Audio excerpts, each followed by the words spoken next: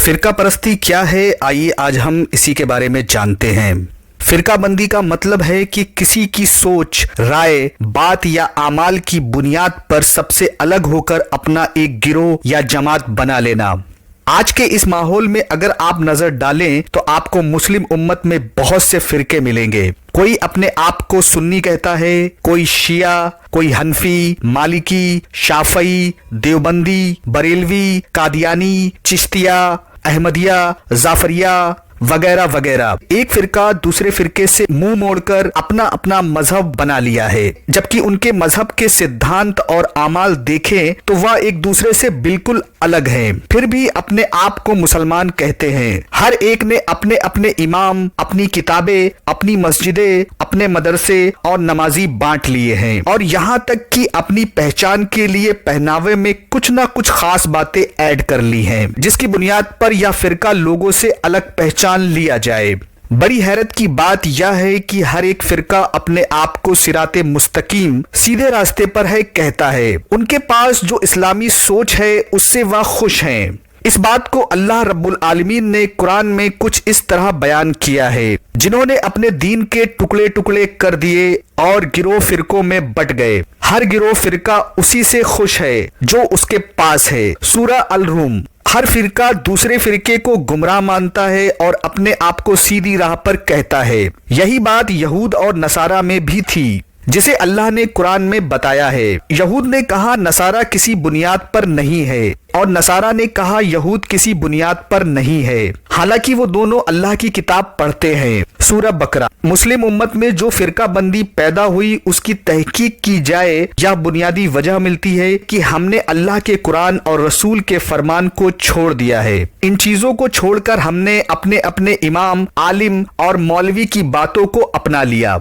और उनके कौल को और हुक्मों को उस हद तक दर्जा दिया कि उनकी तमाम बातों को सच समझ लिया, और आम मुसलमानों ने कभी यह कोशिश ही नहीं की कि इन बातों को कुरान और हदीस के मुकाबले में रखे या उनकी तहकीक करे। हमने अपने आलिमों को रब बना लिया है, जैसा कि अल्लाह ने कुरान में फरमाया है, उन्होंने अपने आलिमों और दरवेशों को रब बना लिया। सूरह तौबा। इस आयत का साफ मतलब है कि किसी शख्स को इज्जत में वो मुकाम देना कि उसकी हर बात को आखिरी बात माना जाए, तो वह उसकी इबादत करने के बराबर हुआ, क्योंकि आखिरी कौल तो सिर्फ अल्लाह रब्बुल आलमीन का कौल होता है और उसी की इबादत की जाती है। जब अल्लाह कोई फैसला कर लेता है और उसे अपने रसूल सल्लल्लाहु अलैहि वसल्लम के जरिए उम्मत तक पहुंचा देता है, तो फिर उसमें तब्दीली करने और शरई हद कायम करने की किसी और को हक नहीं है। अरब के अइम्मा इमाम अबू हनीफा, इमाम शाफई, इमाम मालिक और इमाम इब्ने हम्बल रहमतुल्लाह अलैह, जिनकी ओर हम अपनी निस्बत करते हैं, उन्होंने क्या इस्लाम को छोड़कर अपना अपना मजहब बनाया था या बनाने का हुक्म दिया था?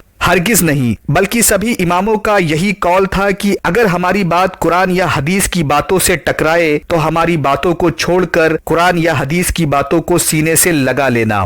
फिर उम्मत को क्या हुआ है? हमें कुरान की आयत या सही हदीस मिलने के बावजूद सिर्फ अपनी जिद की वजह से अपने इमामों और आलिमों की बातों को अपनाए हुए हैं। फिरका बंदी का सबसे बड़ा नुकसान यह है कि हम अल्लाह और उसके रसूल सल्लल्लाहु अलैहि वसल्लम से दूर हो जाएंगे। इस बात को कुरान में कुछ इस तरह बयान किया गया है, जिन लोगों ने अपने दीन के टुकड़े टुकड़े कर दिए और गिरोह में बट गए, ऐ नबी तुमको उनसे कुछ काम नहीं, उनका मामला बस अल्लाह के हवाले है, वही उन्हें बताएगा कि वो क्या कुछ करते थे। सूरह अल अनाम। तो कुरान की इस आयत से यह मालूम हुआ कि अगर हम फिरके बनाएंगे तो अल्लाह और उसके रसूल सल्लल्लाहु अलैहि वसल्लम से दूर होकर गुमराह हो जाएंगे, और गुमराही का मतलब है हमेशा के लिए जहन्नम। फिरका बंदी की वजह से हमारे अंदर हक को तलाश करने का जज्बा खत्म हो जाता है और हम अपने इमाम, पीर या आलिम की बातों को बिना कुरान और हदीस की दलाइल के बगैर हक मानने लगते हैं। फिर ना हम कुरान समझने के लिए तैयार होते हैं और ना सही हदीस समझकर उस पर अमल करने के लिए। फिरका बंदी की वजह से हम मुसलमान आपस में एक दूसरे से नफरत करने लगे हैं और फिर शैतान अपनी चाल चलकर हमें आपस में लड़ाता है। हालांकि हर मुसलमान एक उम्मत है और अल्लाह نے हमें एक दीन इस्लाम दिया है जो बिल्कुल सीधा सच्चा दीन है, जिसे कुरान में कुछ इस तरह बयान किया गया है। इब्राहिम ना यहूदी थे ना नसरानी, बल्कि सीधे सीधे मुसलमान थे और मुशरिक भी ना थे। सूरे आले इमरान। फिरका बंदी का हल बताते हुए अल्लाह कुरान में फरमाते हैं, ऐ अहले किताब, आओ एक ऐसी बात की ओर जो तुम में और हम में एक समान है, वह यह कि हम अल्लाह के सिवा किसी को रब ना बनाए, और अगर वो मुंह मोड़ ले या कह दो अल्लाह गवाह रहे हम तो मुस्लिम हैं। सूरा आले इमरान। अल्लाह के रसूल सल्लल्लाहु अलैहि वसल्लम ने हमें एक रहने को कहा है और उसकी बुनियादी बात भी बतलाते हुए फरमाया है कि मैंने तुम्हारे दरमियान दो चीजें छोड़कर जा रहा हूँ, अगर तुम उन पर अमल करोगे तो कभी गुमराह नहीं होगे। वह दो चीजें हैं अल्लाह की किताब कुरान और मेरी सुन्नत यानी मेरा तरीका हदीस। कुरान में अल्लाह फरमाते हैं कि सब मिलकर अल्लाह की रस्सी को मजबूती से पकड़ो और आपस में फूट पैदा ना करो। सूरा आले इमरान। अल्लाह ने हमें सिर्फ दो लोगों के हुक्म मानने के लिए कहा है, जिसे कुरान ने बताया है कि अल्लाह की इताअत करो और उसके रसूल सल्लल्लाहु अलैहि वसल्लम का हुक्म मानो, और तुम में से जो अधिकारी यानी सत्ताधीश है उसकी बात मानो।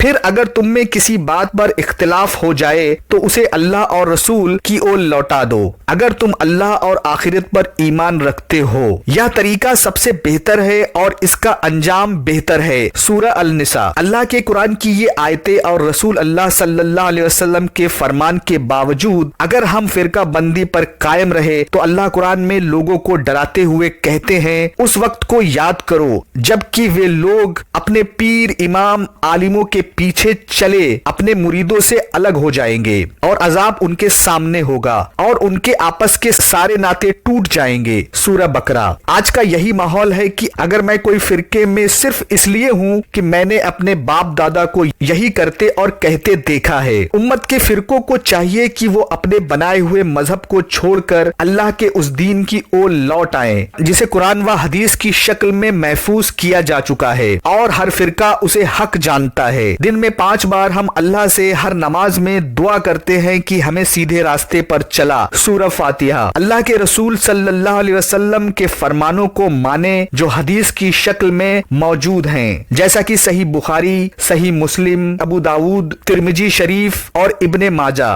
की हदीसें सही हैं। वीडियो को लाइक और शेयर करें। चैनल को अगर सब्सक्राइब नहीं किया है तो सब्सक्राइब जरूर करें।